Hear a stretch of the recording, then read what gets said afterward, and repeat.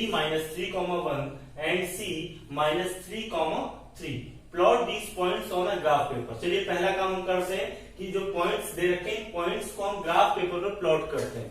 तो आपके पास graph paper है, आप ग्राफ पेपर पर इन पॉइंट्स को प्लॉट करिए। चलिए प्लॉट करना मैं बताता हूं आपको, आप कैसे प्लॉट करेंगे।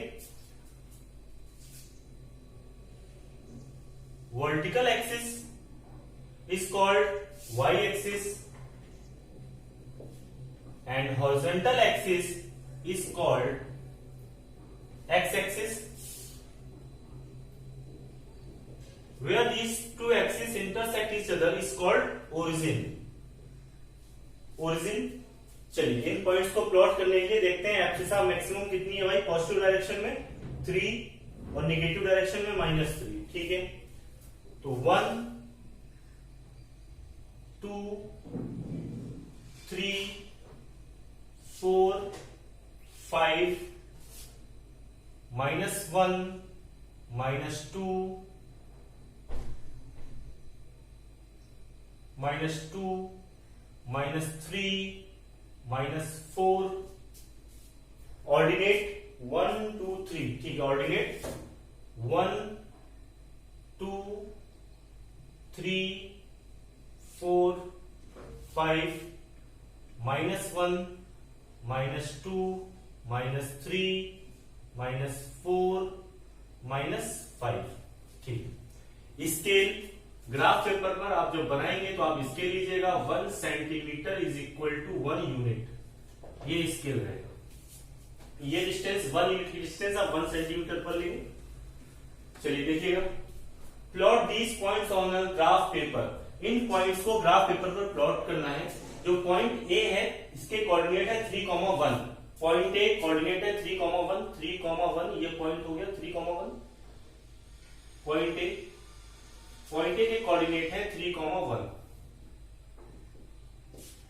पॉइंट बी और इसके कोऑर्डिनेट है -3,1 -3,1। ये कोऑर्डिनेट है पॉइंट बी पॉइंट के कोऑर्डिनेट है -3,1।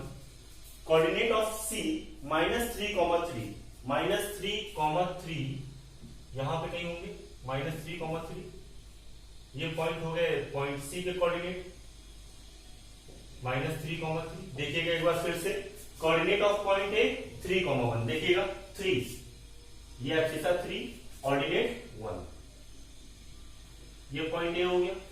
पॉइंट बी के कोऑर्डिनेट है -3,1, तो -3 ये है 1 सामने ये, तो -3,1।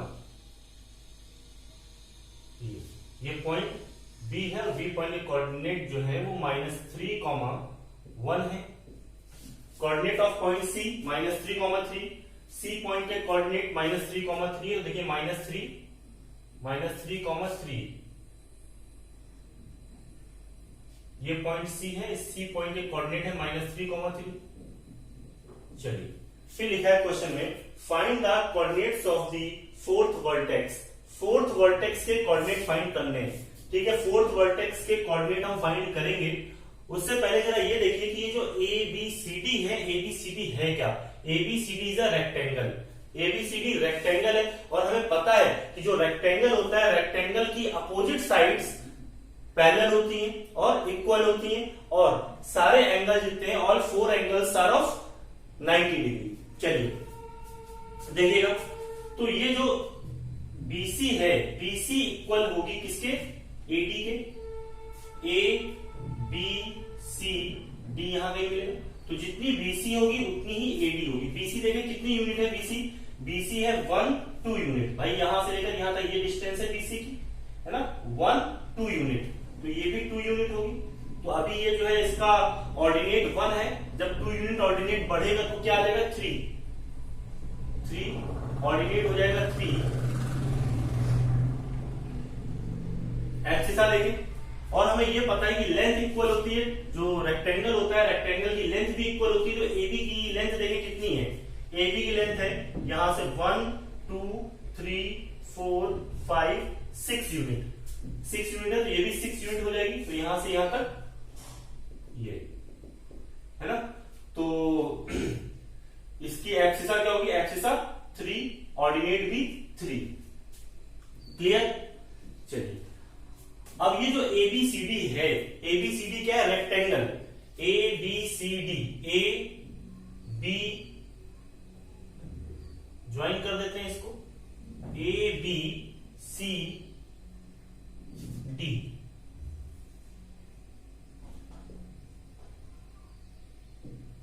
ये एबीसीडी रेक्टेंगल है, इसे मैं इसकी शेडिंग कर देता हूं पेंसिल से, आप पेंसिल से करेंगे। पूरा जो ग्राफ पेपर पर जितना भी वर्क होता है सारा वर्क आप पेंसिल से ही करेंगे, सारा वर्क पेंसिल से किया जाता है ग्राफ पेपर पर। शेडिंग भी आप पेंसिल से करेंगे ताकि ये जो रेक्टेंगल है, रेक्टेंगल आपको क्लियर दिखाई दे अलग से।